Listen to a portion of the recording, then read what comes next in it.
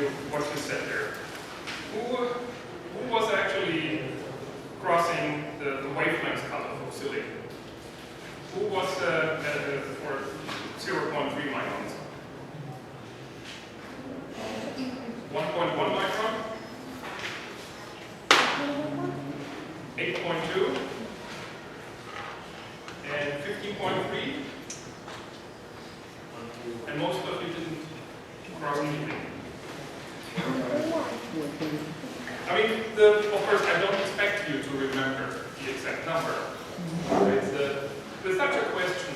What you have to do, or what you should do, is of course to think, well, what answer makes no sense. So you have a CCD camera. You use it to take photos, right? So that's obviously visible light.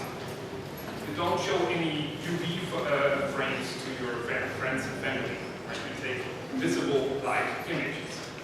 Now 300 nanometers or 0.3 microns, that would be a camera that's sensitive to the UV. Right? You wouldn't see any visible light, but we all have silicon detectors everywhere. So all the CCDs. So 0.3 can. And then maybe you remember that we discussed extrinsic detectors, where we said, well, we replace some silicon atoms by impurities, doping things, to get beyond 1 micron wavelength range, to see in the infrared. So that's why we needed to do this doping process and modify the silicon to get beyond 1 micron. So the right answer that's left, the only one answer that makes sense here, is 1.1 microns. Right? So sometimes if you have a vague memory of some of the other answers, you can just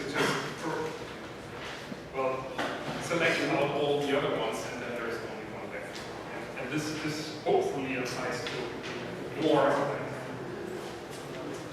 Okay, now let's talk about interferometry today.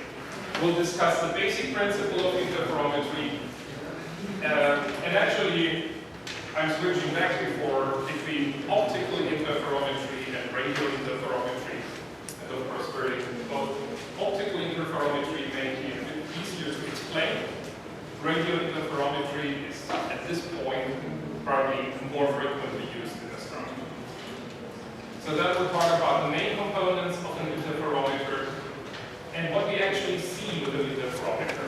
And this is primarily fringes. If we only have two elements, we talk about imaging, a term called dirty images, and then at the end we have a few great pictures. And we look at many astronomical interferometers. Okay, for the basic principle, let me ask you one thing. Let's suppose we have a bright source. It could be an LED or so that source emits waves. Right? So we draw, say, a wavefront. That of course is spherical around the source. Right? But we don't care about what's happening to the other side because we cannot see it. So as it gets further away, of course, the radii get the curvature gets less. So let's assume the source is very far away. Then the first order, we have a flat wavefront. Okay?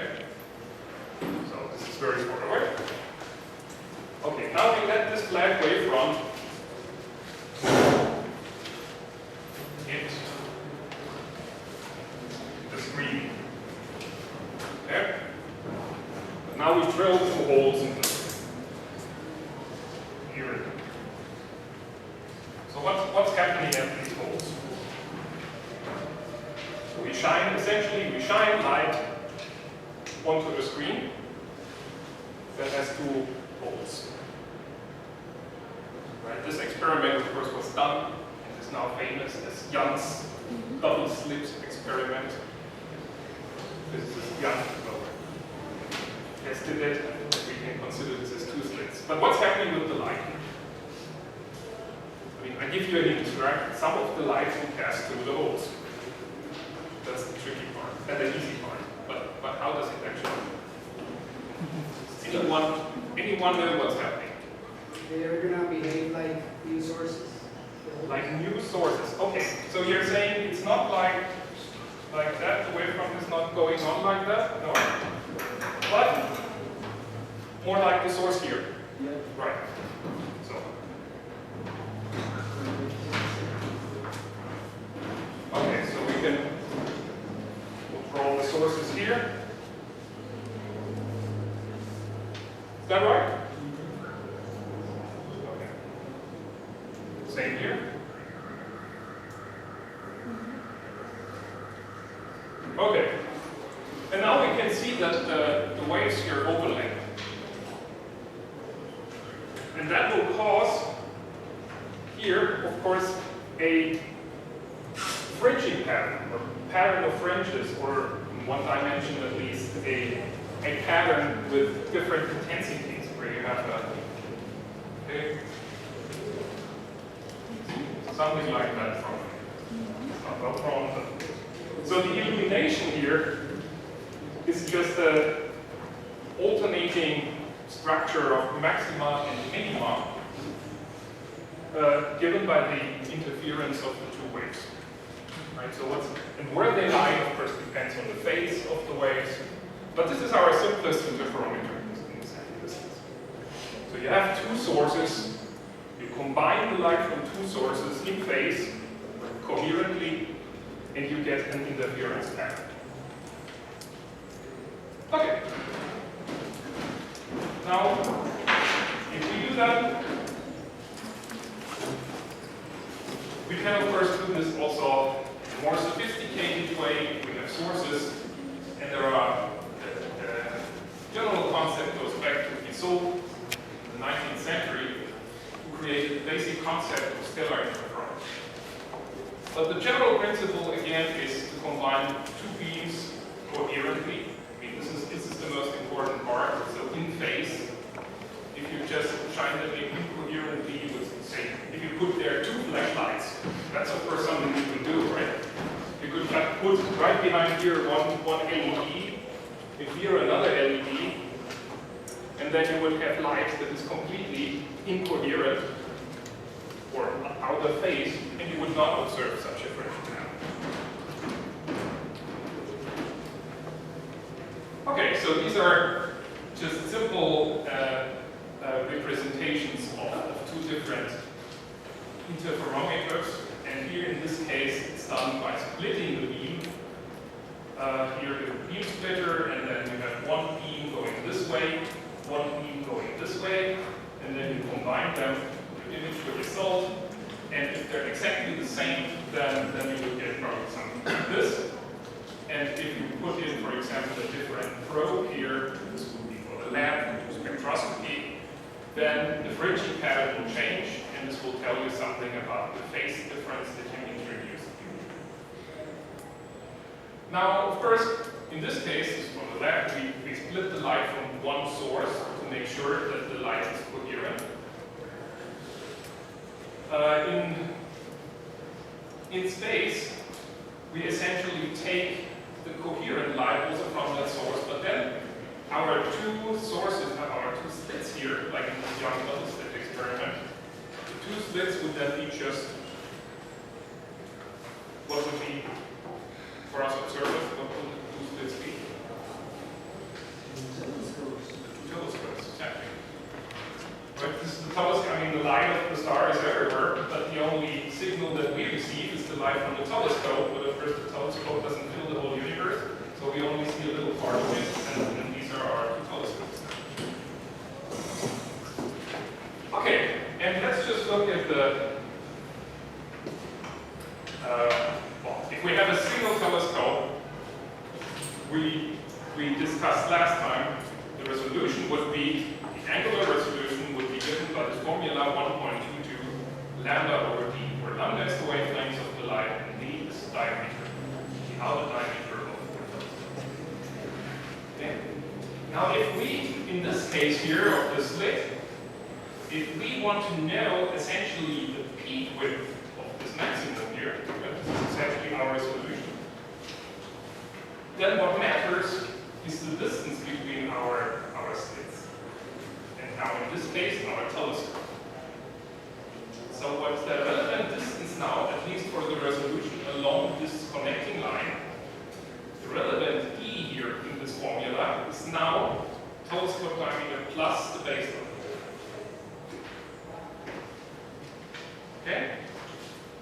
So the point here is that we would get, in this case at least along this distance, if we would be able, and that's of course the tricky part, if we are able to collect the light from both telescopes and bring them, combine them, and bring them to interference, we should get a fringing pattern that gives us a resolution that corresponds to the distance from here to here, and not just to the size of the material of the single ring.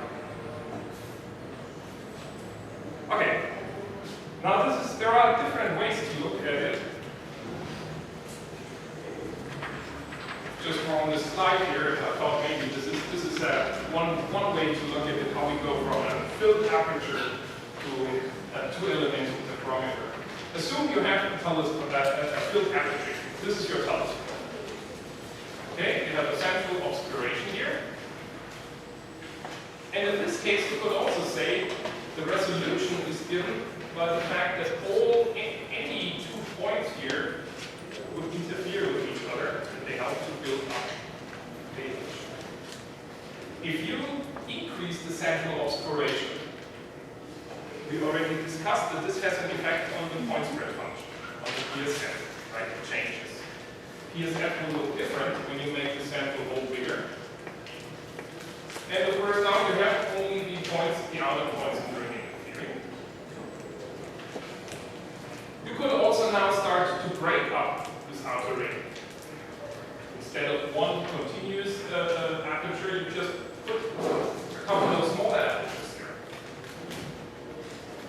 That you place smaller mirrors in a circle. Or you take most away, and you have only 2 left.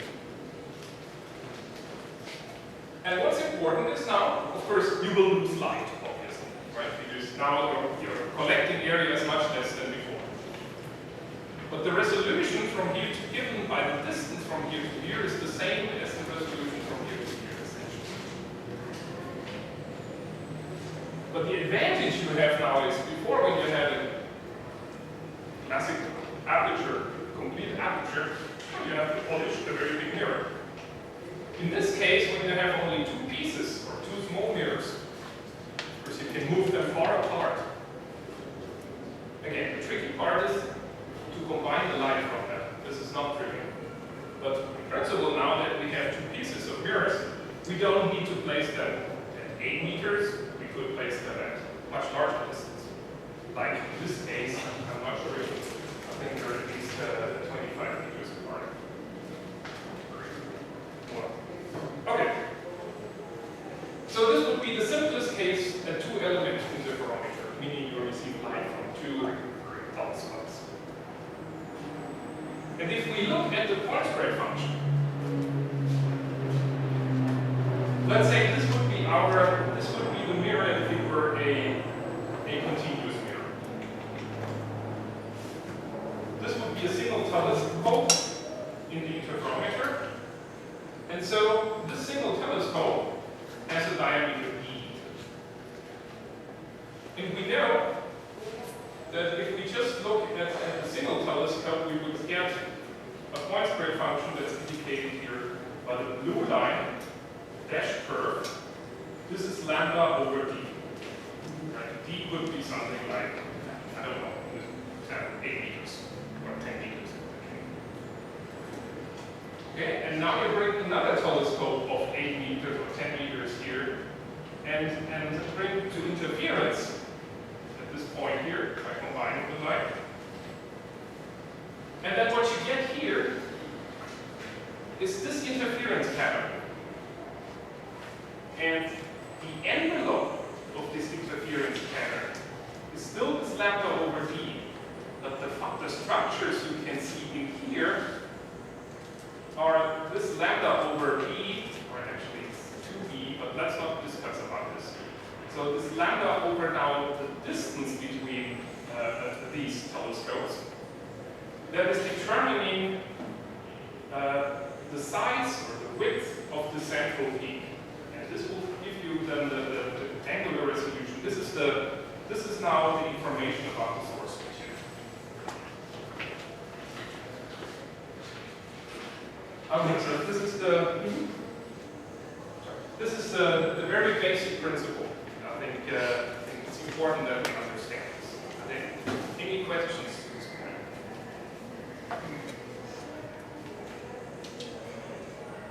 Get back to that a couple of times, but I think it's really important that you get the basic idea.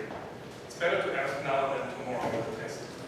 In this case, we could not solve the footprint contact. Then we guys I mean, you could still define something like that here, but you're right. It's not this well defined. That's right.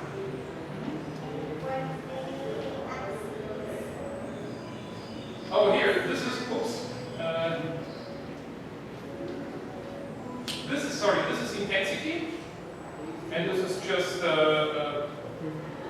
space. So this is in your focal plane.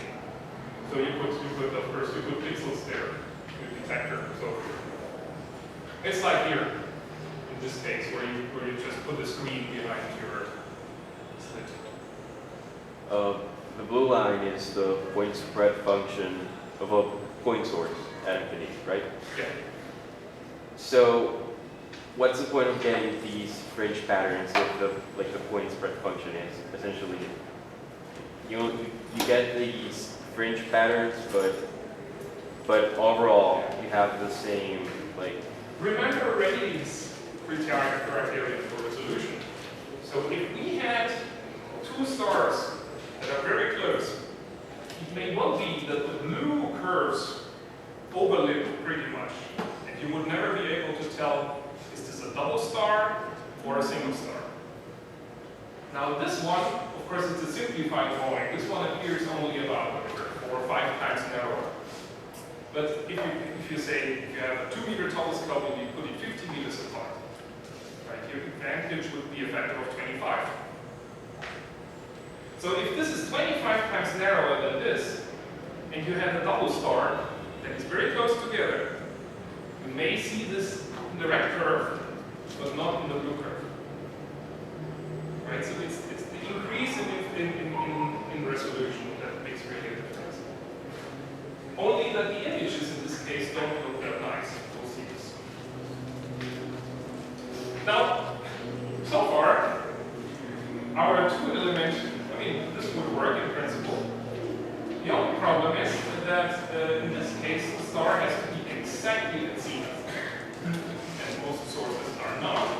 If we look at any source on the sky under some angle, so let's say this is a star at infinity, and like I've drawn here, so there are the waves, and if it's far away, the wavefronts are flat by the time they reach the Earth. And we'll forget about turbulence for most of the day. Now if you have 2 telescopes on the ground, and they're pointing in this direction, it's a very simple geometric effect, of course, that the light, the wavefront, will reach that telescope earlier, sooner than this one. Yeah? I mean, you can see obviously that this wavefront here is already here at the telescope, while here there's still some way to go. Of course, if the telescopes would point to a star in that direction, it would be just the other way around. But we have to, as we said here, in order to bring the waves to interference, we have to bring the wavefronts, the same wavefront, to interfere in phase.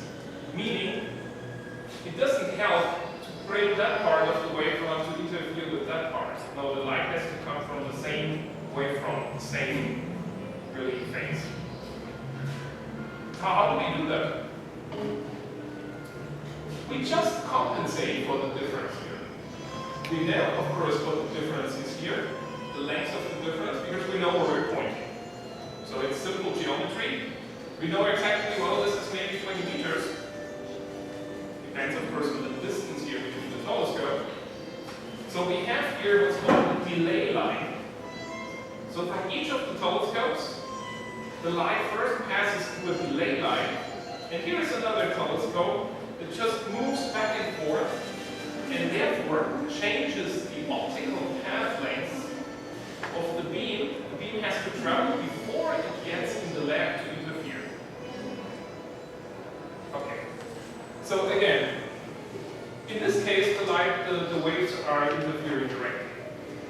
Now, if you have two telescopes, like in this case here, right? You could imagine in the simplest case, you have the light coming in, you have there a mirror underneath the ground, say a tilted mirror that reflects the light in this direction.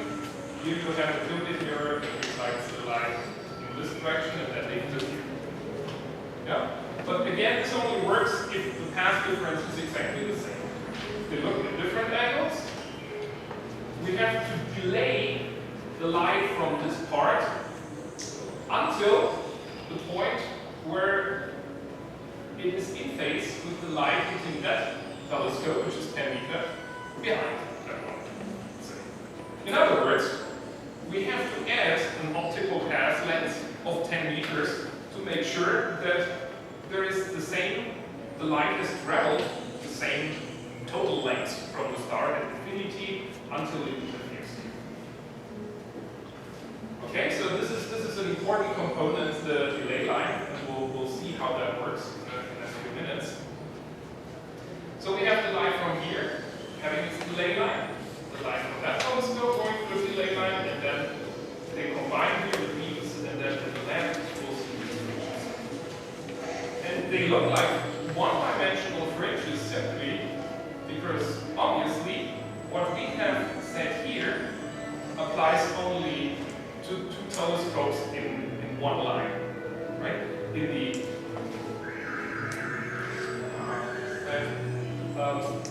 The gain in resolution here is of course only in this dimension. In the orthogonal direction, so perpendicular to the screen, of course, you would still only have the 8-meter telescopes here, so you would not get a better resolution than the blue line. So it's always asymmetric. You have the resolution better in one direction than in this direction than in the other. And so you see these elongated stars.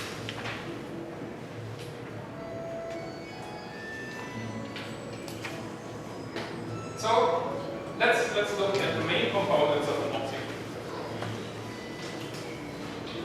And obviously we need telescopes. Some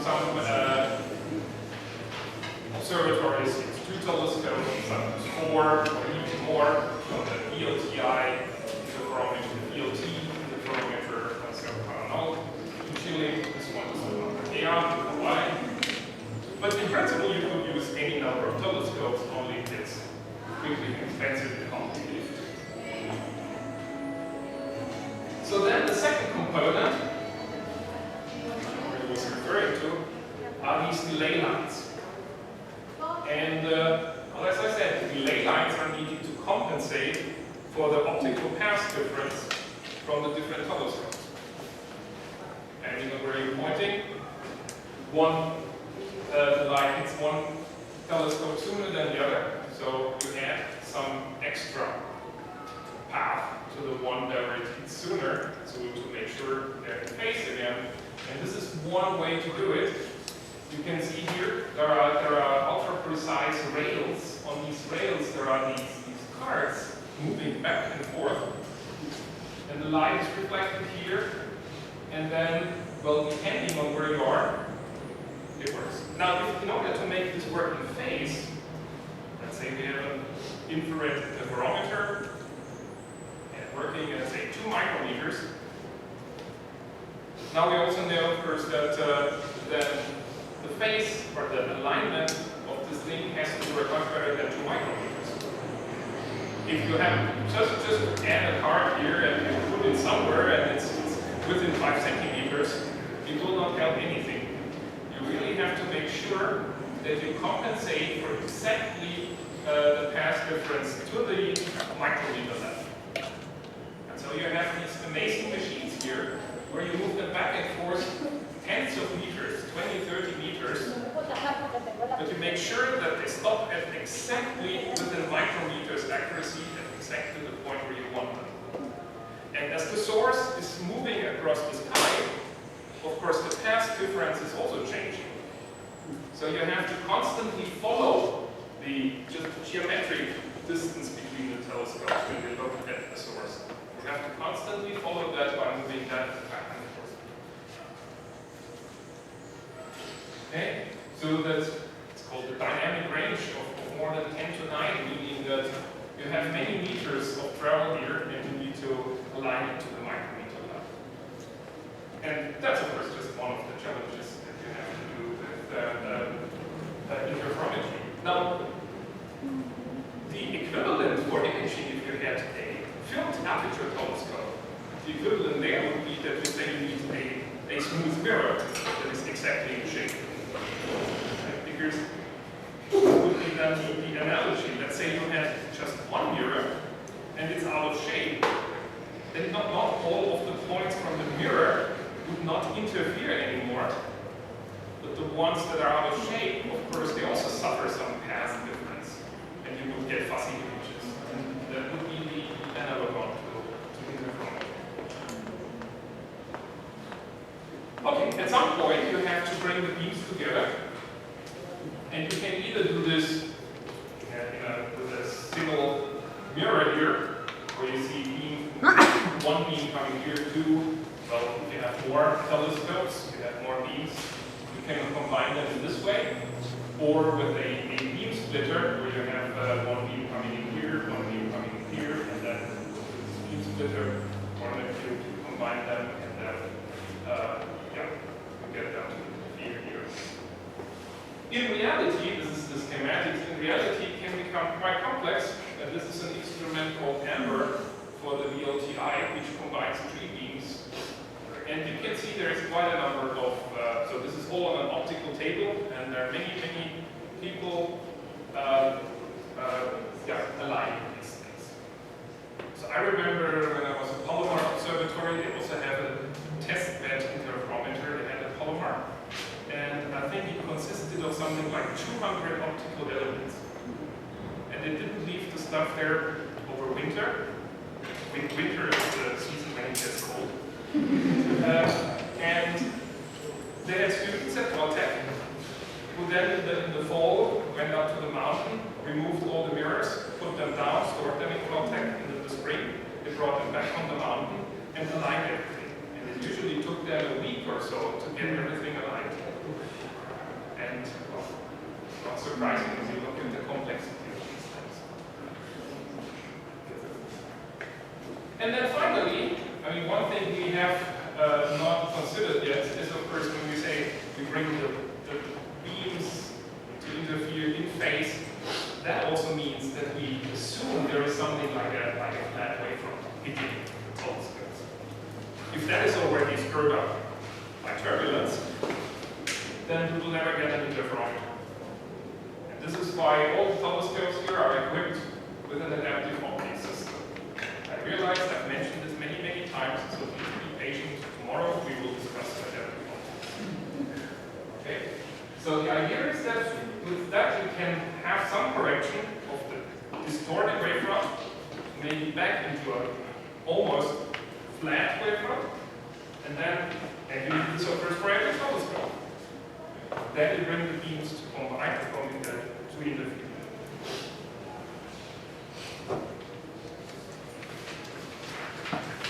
Okay, now this comes back.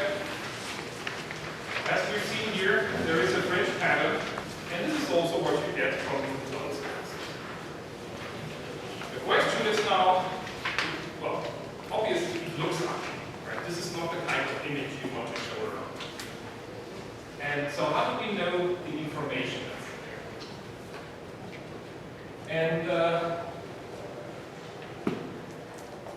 we need to define, or astronomers analyzing images from an interferometer deal with a quantity that's called the visibility. Again, like in this case, assume you have a fringe pattern here.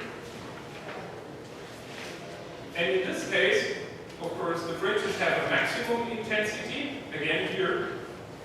In this case, on the x-axis there is simply space, and on the y-axis there is intensity. Right, so again, well, let me go back to these slides because there, I think there was a typical we really get something like this here. This would be the image. And, well, I can't look at this and say that what the object looks like. This is not very self-explainable. So this is why we introduced this concept of visibility. And we define the visibility, which is kind of a contrast definition, namely as the difference between the maximum and the minimum, normalized by the sum of the two. And this normalization here is simply necessary to be able to combine visibilities of different objects. If we wouldn't divide it by this, then of course it would simply would be different for any object, and brighter objects would have higher visibility. That makes no sense. So the contrast is between maximum and minimum normalized by the sum of the two. And actually, this visibility function is the Fourier transform of the object's brightness distribution. And if we look at three different cases here we have a visibility of 1, we need 1, okay, 0.5, and 0. Like 0 means, well, it's just flat. Well, we could have guessed that here, because if the maximum intensity equals the minimum intensity, you have 0 here. So 0 divided by something is 0, obviously. And I will show you on the next slide what this actually means physically. But the main thing is, if you have an interferometer that you could move apart, meaning you increase the distance between the telescopes, you increase the baseline, then you would often see a behavior like that, where you have the visibility of 1 when telescopes are close together, and when you space them, this is actually a measurement, when you space them further and further apart, then the visibility drops.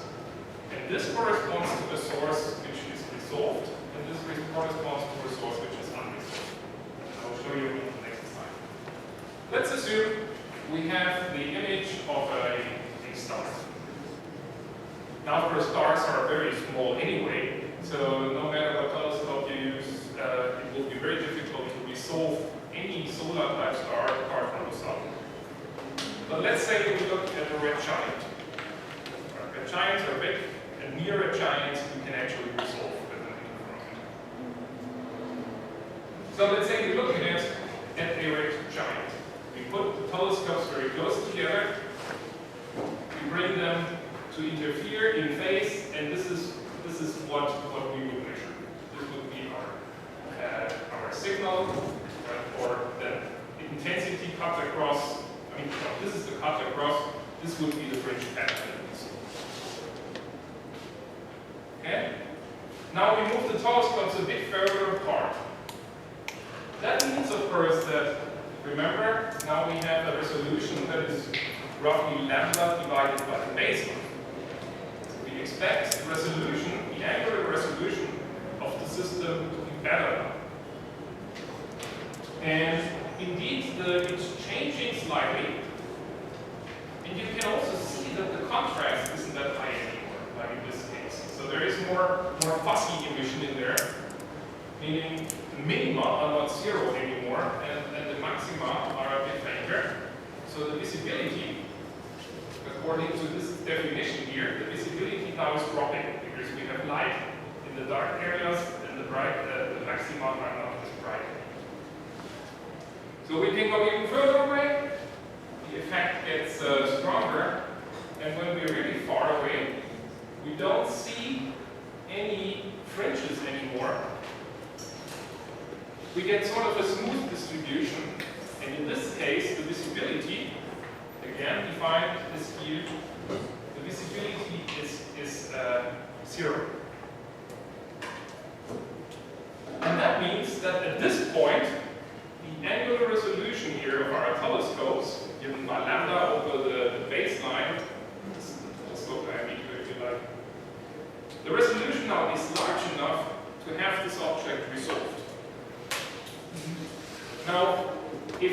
example, now set out with this interferometer to look at nearby stars, and you want to know their angular diameter. This is what may be interesting for studying the stellar structure. If you want to know how physically, how large the star is, or at least the photosphere. Right, you can do that, and if you have these fringes, you know, your object is not resolved, you can't tell how large the star is. And if you get visibility of 0, you know, or you can look at how the visibility changes with baseline, and you know exactly how big your star is, because your visibility will drop to 0. This is the point that's illustrated in this graph here. Okay, so is this, you get sort of the idea? Yes, please. If you want to resolve a single star, you want a lower visibility? Yeah, I want to know essentially when the transition here is between resolved and unresolved. Because at that point, this is the angular diameter of my star. Okay, but say that I have, like, I want to see if a dot is a double star, but same for a single star. In that case, do I still want the lower visibility?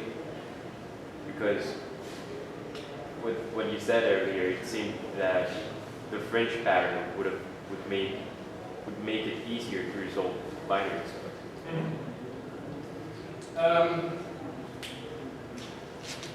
Actually, this is a simple example. I would have to think for a second how the fringe pattern of your double star would look like. But maybe you can ask me afterwards again. But it's the same principle. Here's another example to illustrate that pattern. Let's look at a more physical system. Let's look at, say, a young stellar object, pre-main sequence star, surrounded by a protoplanetary disk. Okay? So we have, here we plot the intensity in log scale, and it's a very simple model, of course. And here we have this, just the distance essentially from the center. Also in logarithmic units, in milliards seconds. So this is tiny. Right? This is really just the diameter of the star here, the radius of the star. And then we have much further, of course, and this is logarithmic, much further out sticking the dust shell which surrounds the star. If we now look at this with an interferometer, then we can hear, now of course we know this is the first bit. The corresponding visibilities then would be the sum. The visibility is the sum of the visibility of the individual components. So you could just essentially add the visibility for the observation of the star plus the visibility of the dust shell. And the visibility of the dust shell is over a large range, essentially constant, because it's unresolved almost everywhere. Where for the star, the visibility changes very much when you come to the center part. So with an analysis of the visibility here, you can reconstruct what the source is. Again, the problem with that, of course, is that you have to have a model of your source. Right? As astronomers, we're usually used to just take an image and look at it, and it becomes immediately obvious what we're looking at. But obviously, now that we use two telescopes far apart, we're missing a lot of the information, spatially. So we only get, nature will then only tell us information gathered from these plots far apart, but not like from a big telescope dish. And so this forces us to actually have a model of the source. And then we can fit the model to what we have observed here. So this is a bit more complicated, but that's the best you can do. If the telescope is whatever, 100 million, and well, you can, the best case is for 2, but you can't afford 100 meter telescope. And then you have to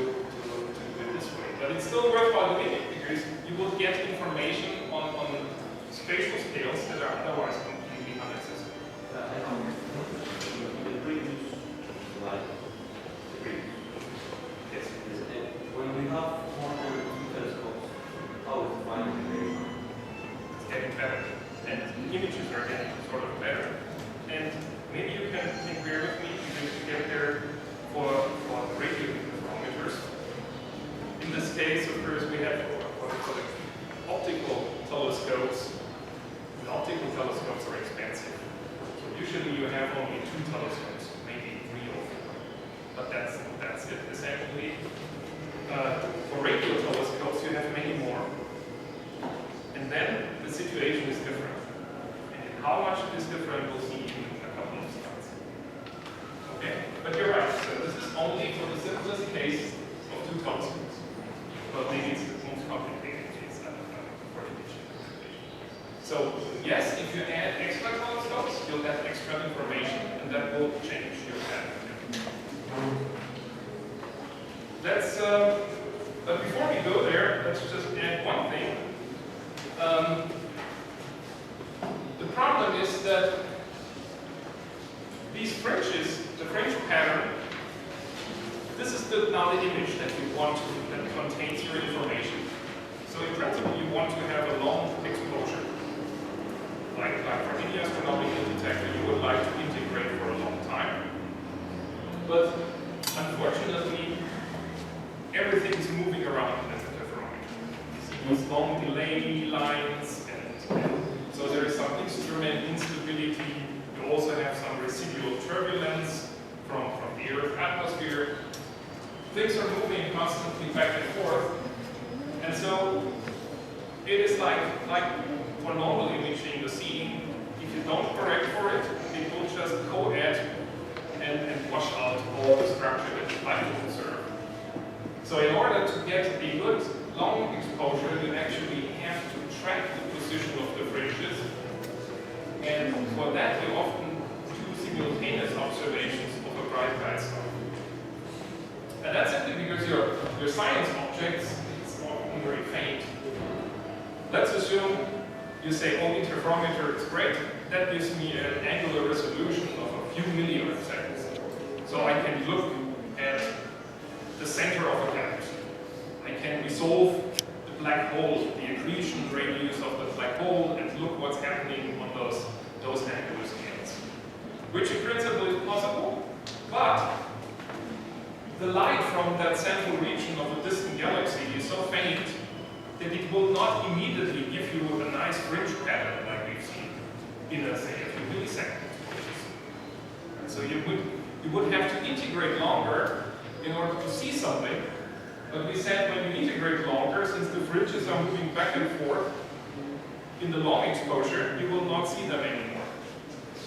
So what you can do then is to look at the same time in a nearby bright guide star, and that's a present idea that we also need tomorrow for the empty optics, that will give us the information. And so we look at the science object and our reference guide star at the same time, and we use the information on the fringes from this very bright guide star that is clearly visible in any short exposure.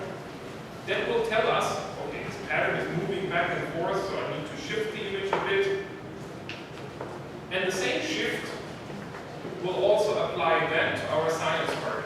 Although we don't see it, but we just say blindly, we'll move the images in the same way, and we co-add the signal, and we improve the signal to noise. And so we get a much higher signal to noise in that way. And yeah, so this is called fringe tracking.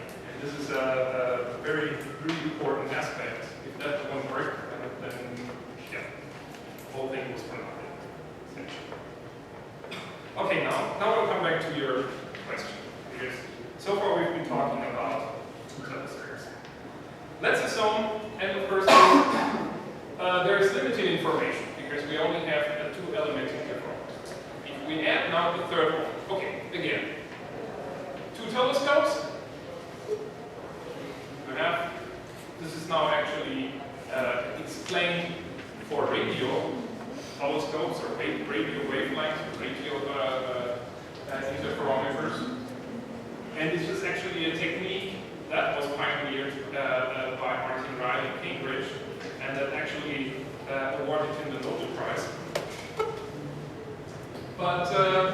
it would work in similar ways in the optic. So you have two telescopes will give you very limited information. This is the simple interference pattern, like we have here for Young's double-slit experiment. And you have to sort of reconstruct the information, as we said, by comparing this to a model of your source. Now let's add a third telescope in between here. And that third telescope will add yet another, because now we have, I mean, that would be like in our double-slit experiment to add a third slit. Right? We just enter, and of course we can drill. We just drill another hole in here. We'll get another slit, and there will be more waves from here, and they add to the interference. But they will also add spatial information here in the pupil plane. And coverage in the pupil plane. So we have now interference between this telescope and this telescope. We have interference between from this telescope and this telescope. And we have interference between the telescope here and the telescope here, like just in the case. And this extra information then will be added on top. There will be extra fringe patterns, each one corresponding, right? This is then a co-addition of a fringe pattern between here and here, a fringe pattern between here and here, and a fringe pattern between here and here. And when you co-add those, then the resulting fringe pattern looks like this. Right? This is already a step closer to what we're familiar with as an image. In fact, we can add more telescopes. Right? If we now have a fourth telescope added, this will probably give you an extra fringes. Also adding here. So all these interference patterns would just co-add. And this is what we get. And you can see where you're going. If you're adding more and more telescopes here, that's like going backwards. If we add more and more telescopes, that's like going from this case to this case. We have more telescopes, more telescopes, more telescopes. We're back at a complete aperture. And not surprisingly then, this figure here, from several telescopes, is already getting close to what we're familiar with from a single aperture known as the Airy function. Right? So this is now getting close to for many telescopes to to the point spread function of a complete aperture, which is now, of course, not given by lambda over d, but lambda over b still here. And of course, this is in one dimension, but we can also do it in two dimensions. And there is a series of images, and I realized that maybe flipping through the handouts is not so easy. But so just look at the screen and try to remember what's shown here. So we have two stars here. Or no, sorry, not taking that. We have the light of a star at infinity seen through two telescopes. So this plot here and this plot here just corresponds to 2 pointings in the UV plane. The fringes should be perpendicular to the direction of the stars. So I think that the stars are different here, split. Maybe that's rotating. Because the line that unites the stars has to be perpendicular. Yes, you're absolutely right. I couldn't flip it. This I got from Dave Wilner's note. Do you agree with that?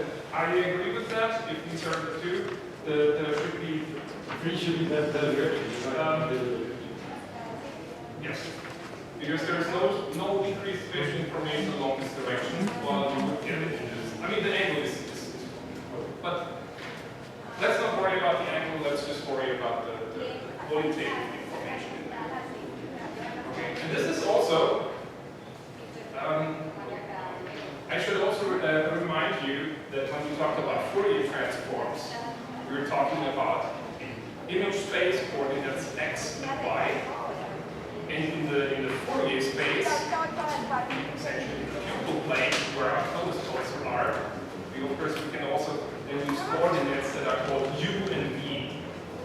are shown here. U and V are essentially the coordinates in the pupil plane or coordinates of the Fourier transform.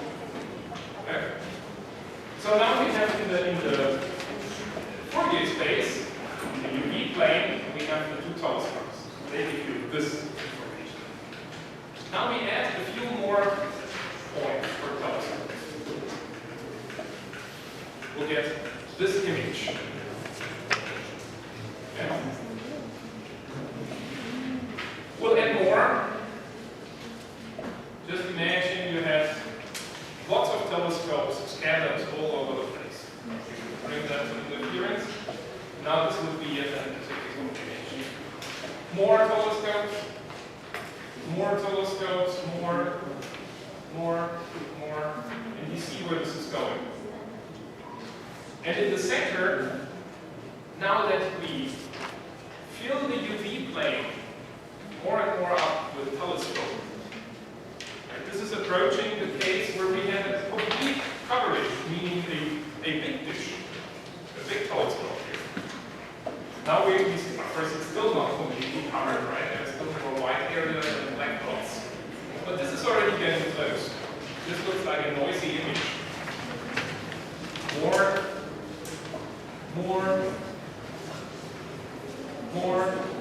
It's getting very nice. Now I have a question for you. Some of that, I said we fill up the UV plane with telescopes, but some of these lines here appear to be curved. Why do you think people make computations of why you fill the pupil plane in such a way? What do these curves actually represent? Is every dot on that curve a separate telescope?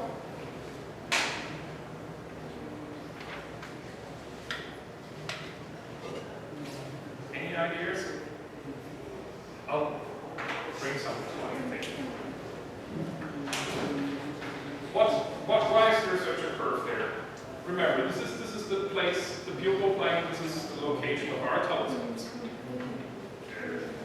Lines are curved, so it seems like the telescopes are wandering our source. Is it because as the star moves, the projection of the telescope positions on the plane changes? Exactly. You can make use of the fact that the Earth is rotating. So as we see the source move across the sky, we said before, with a 2-element interferometer, we would get only information along the baseline. But the baseline is not fixed with respect to the source. If we look at the source on the sky over the whole night, the baseline essentially rotates with respect to the source as the source is moving across the sky. And that's also happening here. So we actually would have the same source, the same telescope cover different parts of the UV plane, because the whole telescope array, even if we have just, let's say, in this case, let's put our telescopes here, but then, as the night goes by, if we can record, now of course, that's one change here that I should have told you. Before we were always talking about,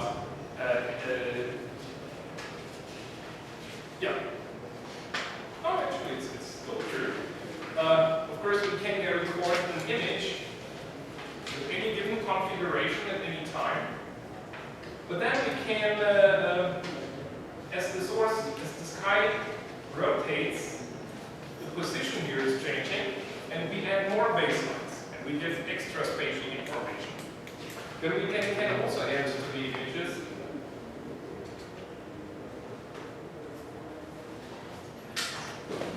and so this is sort of the maximum resolution you can get, and again, it looks like pretty much like a source.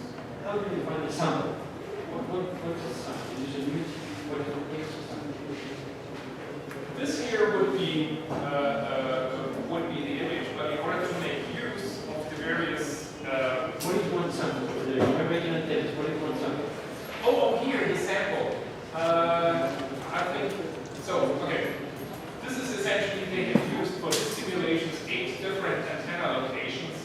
and then used 480 different exposures with slightly different positions in the UV plane. As I understand that picture. So if I'm not mistaken, well, the result is a sample. yeah. I'm not sure how the numbers add up, but that's my understanding. Because this looks to me like more than 8 curves. Okay. I think that's no, yes, please. Could you go back a few slides? A few more. Maybe over there. There are clearly more than 4 antennas in the left picture. And I noticed that they are reflected, like it's an array of. It's Yeah, there, three dots. Yeah. Three dots there, three dots there, and three dots there. I think just pick one location here or so, and let the sky rotate its orbit a couple of times. So in fact, that is 4 antennas and 3 samples. That would be my interpretation. And 3 samples.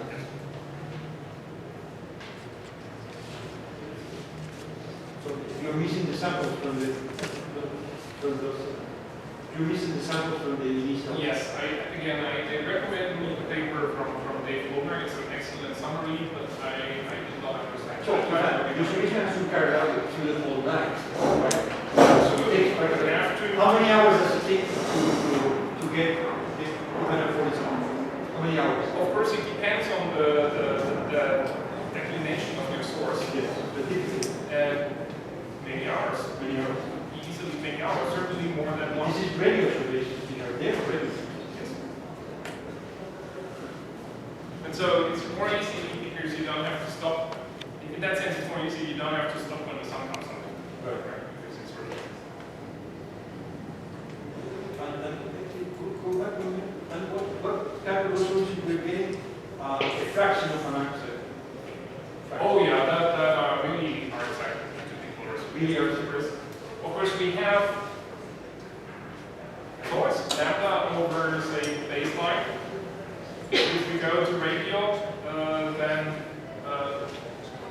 And what is the name of the software that does that? Converts from here to there. What's the name of the software? Oh, the software. It's. It must be correlator. This is correlator. Yes. Well, the software first to control it in the correlator. It's of course a lot of effort as well as the data analysis.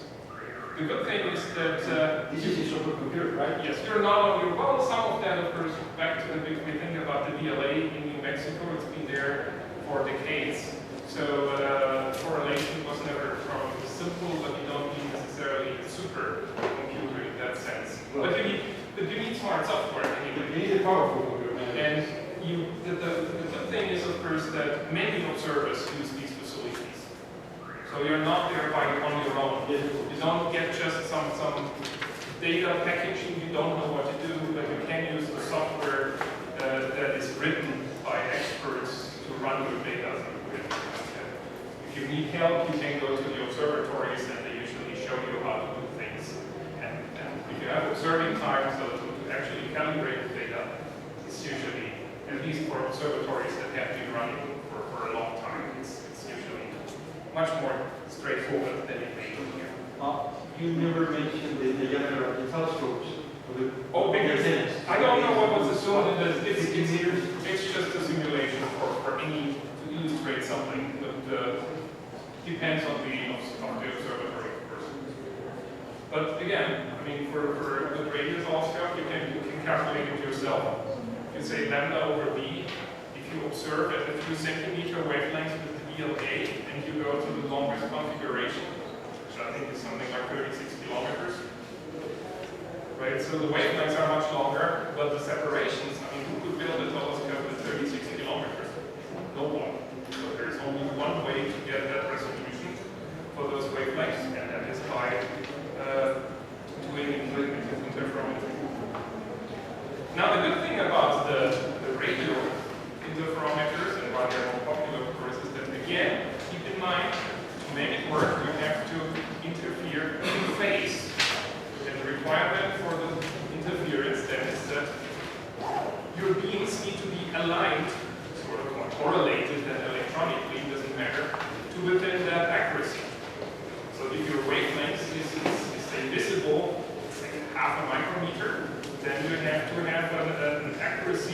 over many kilometers of half a micrometer. And that's usually not doable. Because even if the ambient temperature changes by a tiny bit, you will see huge changes. Now if you have radio telescopes that are like centimeters, then it doesn't matter. Because a few centimeters, we can align here. Everyone can. And this is more easy now, it's still difficult, but it's more practical. Okay, now let's look at VLTI, which is the reason why it's built on a mountain like that.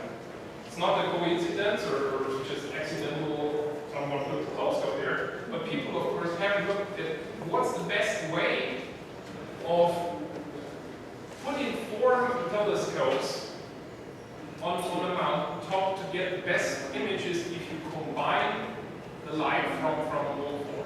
Keep in mind that now we have baselines from year to year, from year to year, from year to year, from year to year, from year to year, and so on. So every pair of 2 telescopes will give you a fringe pattern that will help you build an image.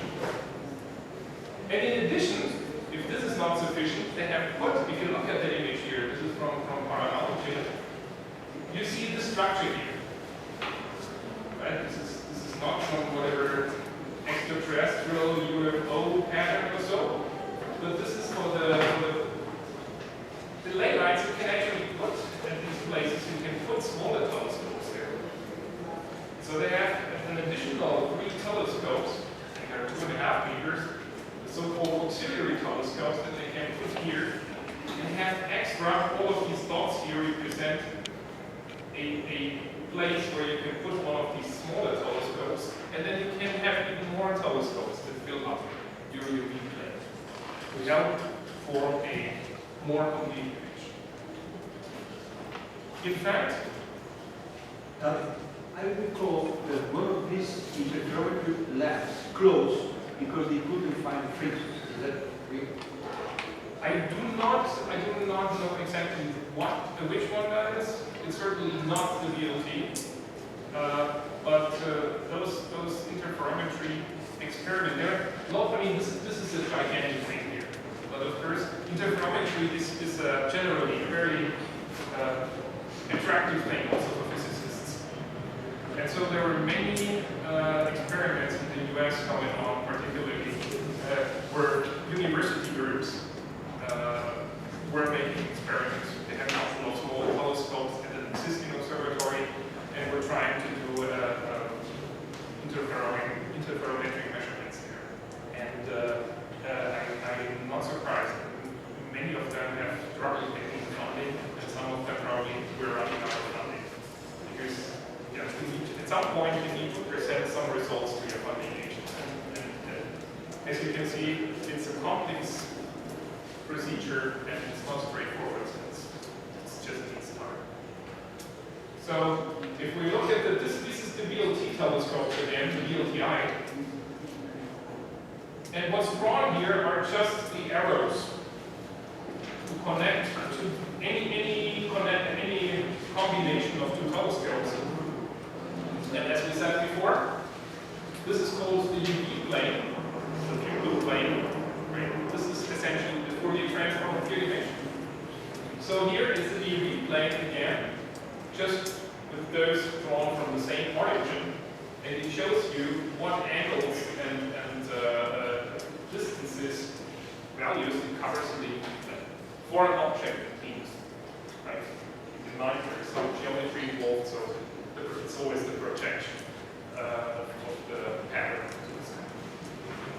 So n telescopes, if you combine any n telescopes, you will have n times n minus 1 over 2 baselines. In the case of the VLTI, right, what's n is 4, so how many baselines do we have? 6. Any other opinions? 6. So I think we have a majority vote for 6. But why do we have 5 arrows only? Shouldn't we have 6? I think there's one of them, yes. I had this problem before, I think there is one missing. There should be 6, definitely. Or overlapping somewhere. Yeah.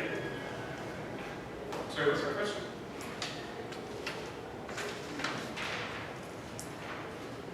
Okay. So this is again illustration, just repeating what we saw in flipping through the images before. But now this is for for 3 different existing interferometers, namely the IOTA interferometer, the JARA interferometer, and the Keck telescopes, in a different way where they have actually what's called aperture masking. You can in principle do your own interferometer even with a single mirror. Let's assume you have a big mirror.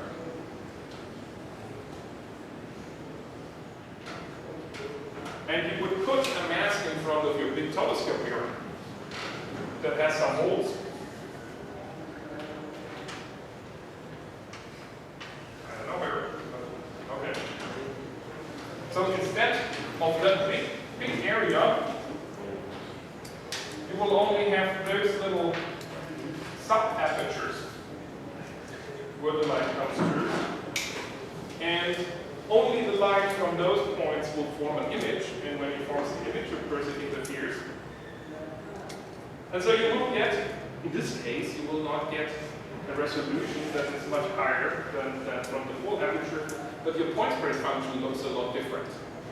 And you can actually affect the way that your PSF looks like, because here you would get more of what we saw before, a structured image, but it has some advantages.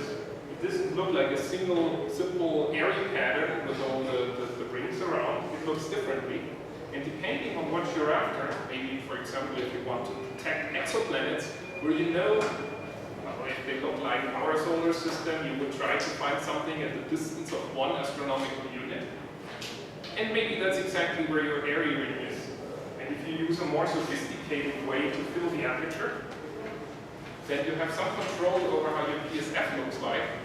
And it may well be that you can then feed the area theory and find something in where there was a simple diffraction ring before.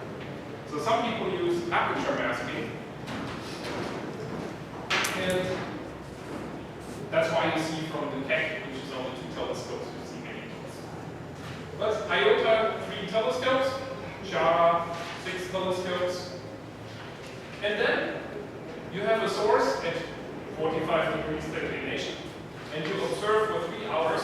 That's also sort of what you were asking before. And before and after the transit, and so your UV coverage then increases from these 3 points to something like there, or from these 6 points to something like there. So you can see by taking the information of the whole night, you can actually increase the information and approximate complete coverage of the image. Okay, but the images are still not like we're used to. I mean, if you think back about this, it's not perfectly clean. Right? Before, when we talked about single telescopes and area functions, because we're on nothing, we have this very nice diffraction pattern. Now it's a bit more dirty. So that's the terminology radio astronomers use. You have dirty images. And you start out with a dirty beam. Essentially, that's the dirty beam. That's what you're, say, an image from a star. That's your reference beam. The actual, well, radio astronomers always call it beam. Optical astronomers call it point spread function. But it's essentially the same. Okay? So,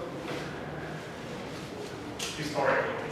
So, optically, this is how a point at infinity looks in your optical system, or if you observe with the radio telescope, point source, then the intensity distribution, the focal plane, that's your beam. And you can see all the structure, especially from the interferometer, and that's because it's all there, it's the dirty beam. And of course, well, it corresponds to the filling of the UV plane again, so it would be just indicating how well you have finished the UV plane. And now let's say you have, this is your your astronomical object. Don't know what this is. Let's say this is a circumstellar disk or a starburst ring. Yeah, could be anything, but it is an extended structure. And the object that you observe then looks like this. This is the image that you get, the observed image. But what you want to know, of course, is how this one looks like. But the observed image is a convolution of your actual PSF, your dirty beam, with the real image. In the same way, again, think of our analogy before, or the corresponding imaging with a single telescope of a star. You have the star at infinity, it's a single delta function. But the pupil, the finite pupil of the telescope, will give you an area pattern. So the area pattern is the actual PSF. Your astronomical object would be a single dot, and the resulting object, the resulting image would be a convolution of the two PSF convolved with the intensity distribution of the object. This is the observed. And here it's the same. You have a dirty beam, you convolve it with your true intensity distribution of the object, and this is what you get. This is the dirty image. Okay? And now you want to clean it. Because that dirty image contains way too many artifacts. If I look at this image here, I wouldn't be able to say, oh, maybe there's a disk around the whatever, this ring, or maybe there's, I don't know. You could find all kinds of stuff in there. But of course, you know, if you know your instrument, if you know how a single point source would look like, you can calibrate this out. Because this is what you observe, but you know how a point would look like, so you can deconvolve that dirty image. You can actually revert this process. Right? This image, dirty image, is a convolution of the dirty beam with the astronomical object. And then you can take it back.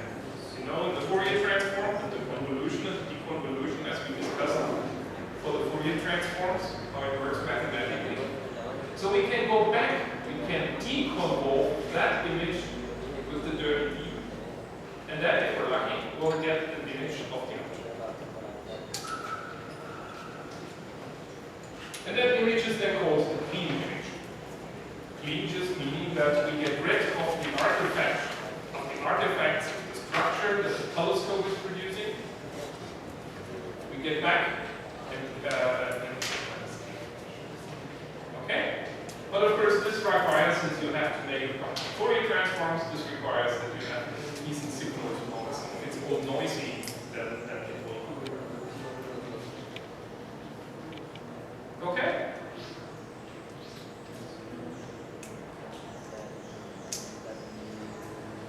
So for the remaining time, this was the hard part. So that's why I wasn't asking any questions to this part.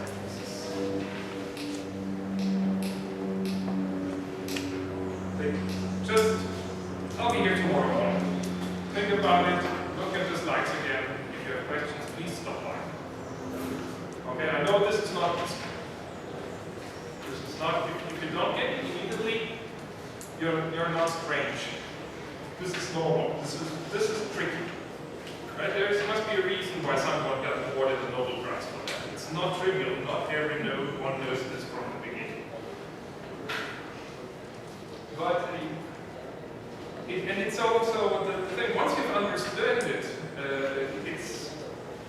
the different pieces fall into place. All the things about pupil, transforms and UV coverage and continuous, completely filled pupils and masked pupils, and qualitatively you can always guess what will happen.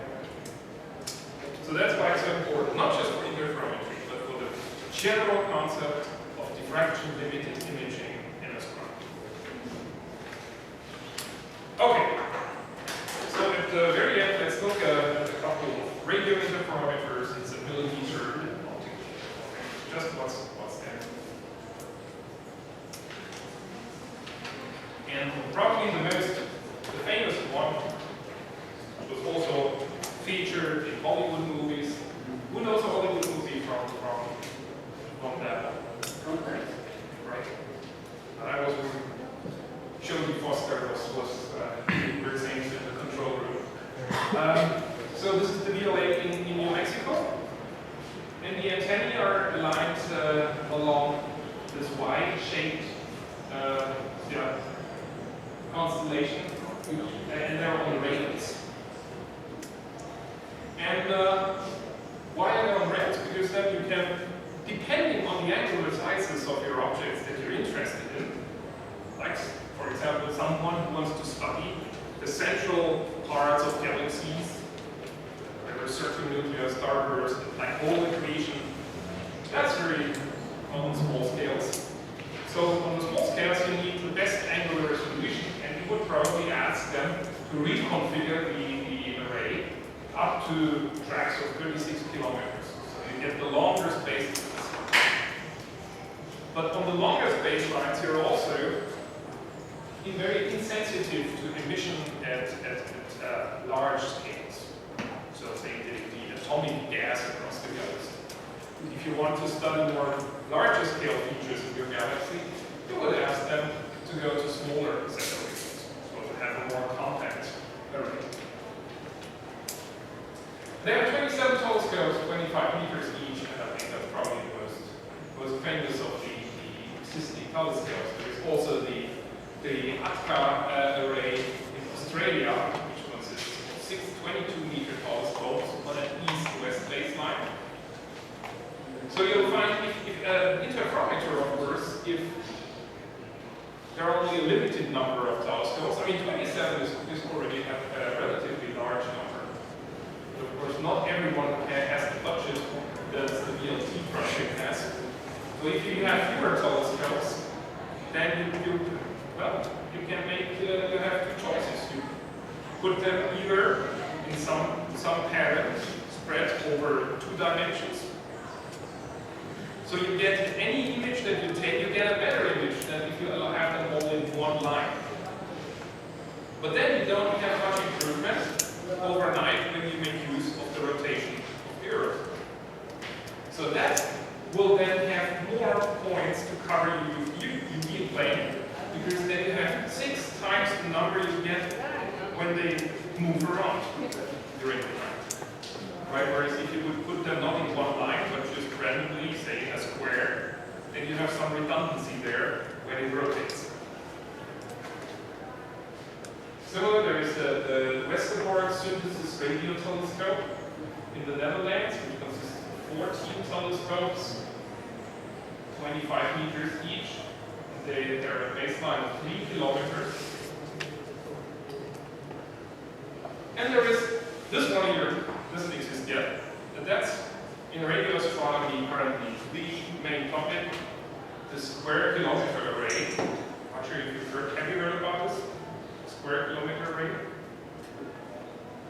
Okay. So this is what is the sort of the extremely large telescopes for optical astronomy is the square kilometer array for radio astronomers. So the next big challenge essentially for the next decade, building up an area, a collecting area of a square kilometer, obviously. Well, they could not really decide where to put, whether on Australia or in South Africa. Both have their advantages, and both countries are very interested to put them there, because they, of course, they require a very electromagnetically quiet area. So you would not be able to put them somewhere near in the hills behind Medellin, because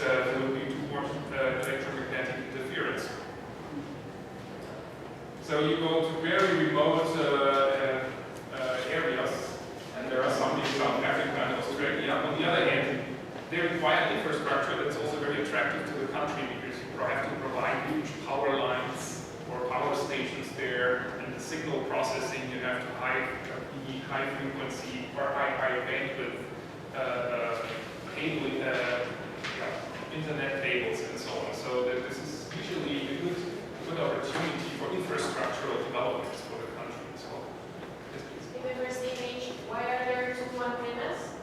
Right. I have no clue. Because it's not around the position. I've never observed that the VLA, that's a very low spot. I do. They are replacement antennas. They are replacement. They're not connected. Okay, thank you. Yeah, I don't know how many you see here. It's probably about 7:21.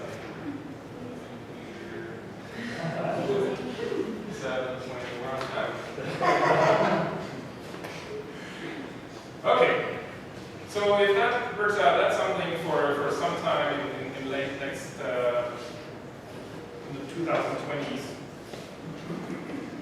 And there's a lot of activity going on now in fundraising, so this is of course also a very expensive project. I'm not sure about the budget numbers here, but it's certainly in excess of $1 billion. Just as a side note, I put this in parentheses because I find this a very interesting way to do it. There is a project which is the largest low-frequency array, I believe, in the world now, called LOFAR. It's put in the Netherlands, and so this is usually not an excellent site for observations, but if you go to long radio wavelengths, they don't care much about it, or at all about turbulence, about water. And there is a lot of flat area, and this is one of the antennae here. And it's very different from the ones we saw before. Because here, you point your radio dish to the source. And we've seen last week that in principle, those radio antennae are not very different from optical antennae. They're different in terms of the surface accuracy, but we use them as radio. In this case, we have a completely different concept because we have just a single antenna being stable there, stationary all the time, and then the information on where you point, you have arrays of that combined to arrays locally, looks very ugly here, and you have 36 of these stations spread over hundreds of kilometers. And the actual pointing is not done anymore by moving the antenna, but it's done by just correlating the signals in a supercomputer. Now there you really need the supercomputer. So this is one of the 10 most powerful ones, Blue Gene from IBM, which is currently standing in front of you. And I think just the bunch of electricity cooling here is tremendous. And so this pointing is done by signal processing of the computer.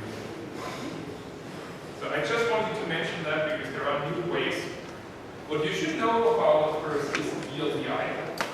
In the US it's called VLDA, the very long baseline array. In Europe it's called the VLDI network, EEN.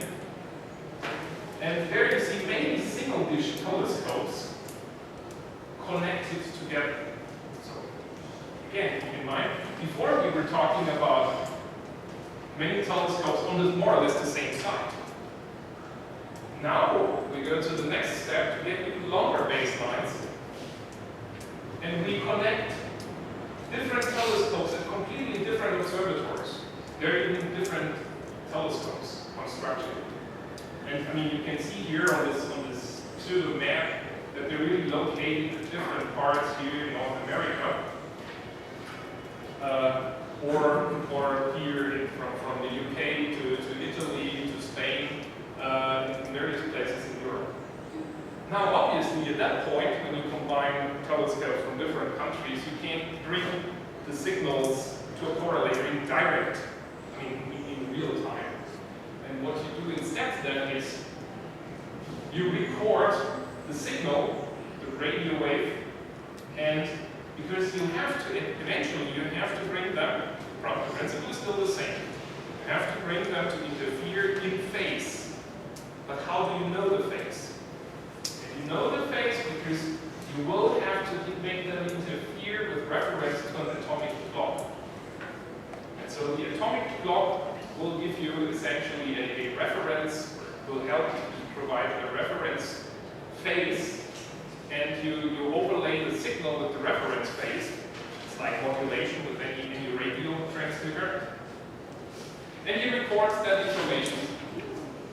And so because you overlay it to combine it with a reference signal of known frequency and phase, you preserve the phase information. And you can retrieve that information then in the correlator and you can calculate it. This is how you have to record the data offline and you bring them to interference then. Simply because. Okay. So this is about the VLBI, and I should remind you, I mean, so far for the radio telescopes, we've been sitting on the ground anywhere in the world. Remember that this graph here about the atmospheric transmission, so when we go to the submillimeter range,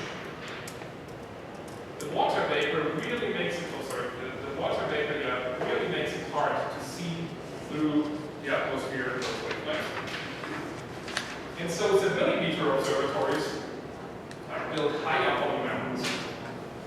So VLA again, somewhere in Arizona, can be down, no problem. But for ALMA, which is a submillimeter observatory, so now we go from the radio to the wavelength. Submillimeter obviously suggests that it's somewhere near a millimeter or slightly below. And there are several submillimeter interferometers. These are the interferometers at high altitude. There's one at the plateau de Vure, 15 antennae, and you can already see that we're going to shorter wavelength from radio. Because they now don't look just like grayish concrete cement dishes, but now we have shiny mirrors. So we have to polish them to make sure they work nice. This is the submillimeter array, the SMA, 8 and 10 centimeter antennas on Mauna Kea, Hawaii. So again, we're 4,000 meters roughly. And this is also the karma array is interesting because it is now a combination. They have two different interferometers before, namely Contact Points Valley Radio Observatory, 10-meter telescope, 6 of them. And then they just put it together here with a 9 6-meter telescope from Lima, Berkeley, Illinois, Maryland interferometer.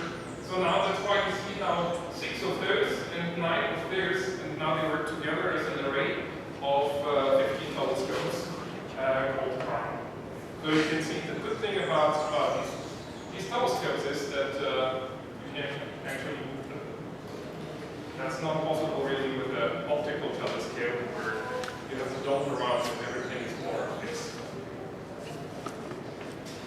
But of course, the best example of modern astronomy in interferometry is ALMA. There's no question about ALMA is a fantastic new project. ALMA stands for the Atacama Large Millimeter Array, millimeter or submillimeter, and it's a giant array here in the Chancantoro Plateau in Chile. So that's about at 5,000 meters altitude. It's beautiful there. You walk around, maybe spot some vicuñas and llamas and whatever, and some mine workers on the way to Bolivia.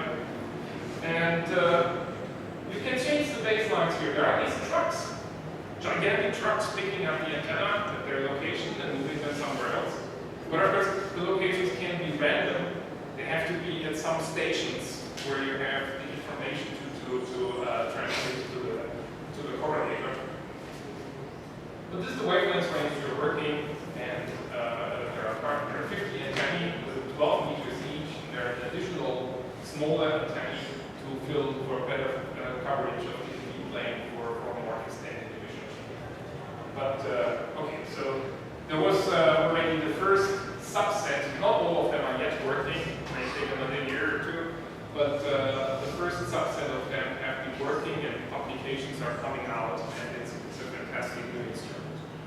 This is, I should mention here, of course, this is a multinational collaboration between NRAO in the US, between the Japanese agency and ESO in Europe.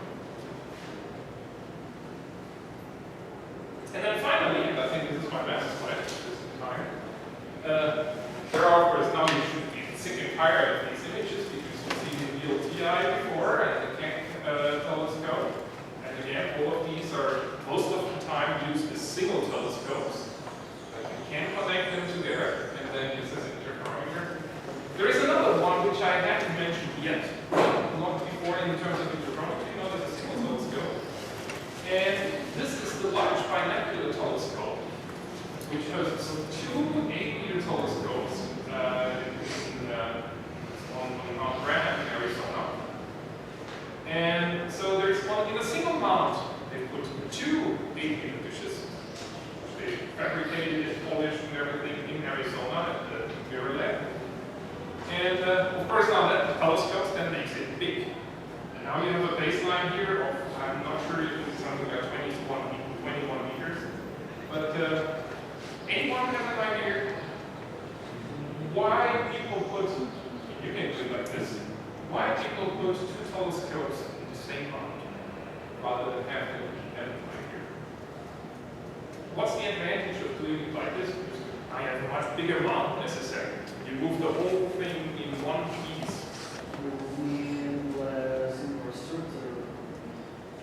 You only need to point a single thing. Right, you only need to point a single thing, but pointing is not the problem. I can point this to. Correlation is the problem. And I mean, what essentially do you save?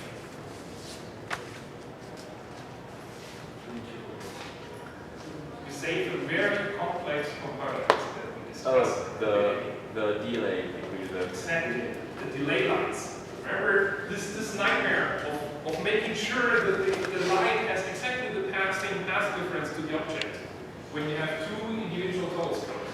Right? The object is here, travel time to here is shorter than to here. So you have to compensate for that. That's where we have these long radials and cards and all this alignment and extra mirrors. If you put them in the same mount, they're really just like cutouts of a bigger telescope. You can imagine there would be a gigantic telescope here, and then we cut out two smaller pieces. They move together, so they will always be, well, assuming that they're right and there's no flexure, but they will always be in phase with respect to each other. And that makes, of course, the data, the calibration and the operation a lot simpler. But you have to pay more. You have to pay more in order to get it built in that. And there is also I think this is what I find, there is also the Navy has also an optical interferometer with 6 speeds that gives you 437 meter baselines, also in Arizona. And there will be more installed in the beginning of 2013. So I thought this is one of the growing optical